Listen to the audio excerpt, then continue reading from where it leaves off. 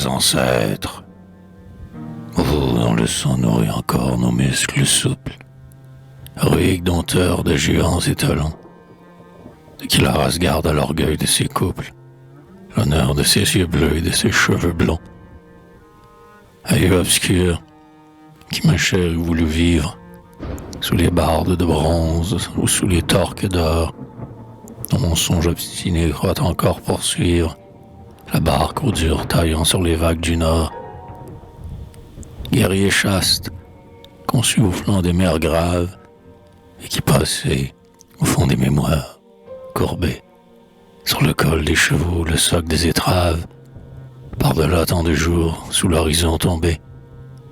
Avez-vous avec moi respiré le vent libre, des torrides déserts ou des désertes eaux? Est-ce votre âme encore qui revient, chante et vibre, et fait crier en moi la fibre de mes os?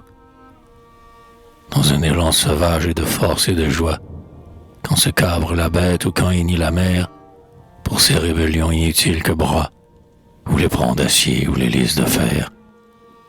Criez-vous sous mon front les fabuleux mirages, on s'embrase le porche ardent de l'équateur. Mais clamez-vous, parmi la splendeur des orages, la haine au souffle impur du sol dévorateur. Si vous vous redressez parfois sur votre couche, barbare d'accident, le reconnaissez-vous, s'enivrant du galop de son Mustang farouche, le frêle descendant des grands cavaliers roux. Tueur d'aigles, chasseur d'hommes, marcheur des plaines, qui suiviez, lourd de pluie et de givre marin, la sente des aurochs ou la piste des reines, dont le casque avait des ailerons d'airain. Rôdeur des flots, chercheur d'îles, veilleur des hunes, qui hantiez la banquise hyperborée, où dort les mystères du pôle et le secret des runes, passant de la tempête et des horizons d'or. Vous que l'hiver suprême a couvert de sa neige, ancêtre disparu et qu'en vain j'animais, je n'évoquerai plus votre muet cortège, car je sais que les morts ne reviennent jamais. Mais ils vivent en moi, c'est en moi que s'achève, parmi l'éclat tonnant des rythmes furieux, la vision de l'œuvre où s'efforça leur rêve, et dont la nuit fatale a délivré leurs yeux.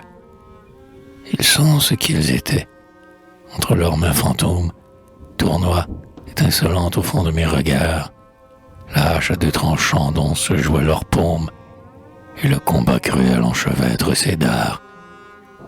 Ils vont, spectres armés qu'un éclair me découvre, et, sur le mont sous-nu des grands cadavres froids, parmi les chariots madriers de rouvre, leurs chevaux hérissés renâclent, les crins droits. Ils sont ce qu'ils étaient au jour profond du monde, comme si, doux et forts, et tristement altiers, ils étaient au soleil, dont l'éclat les inonde, du creux des tertres sourds ressurgit tout entier. Leur pourpre dans mon cœur s'exalte en rouge gerbe, quand je lis, ouvrier de mon art souverain, des nerfs de la pensée les muscles du verbe, au sonore appareil de mes strophes d'airain.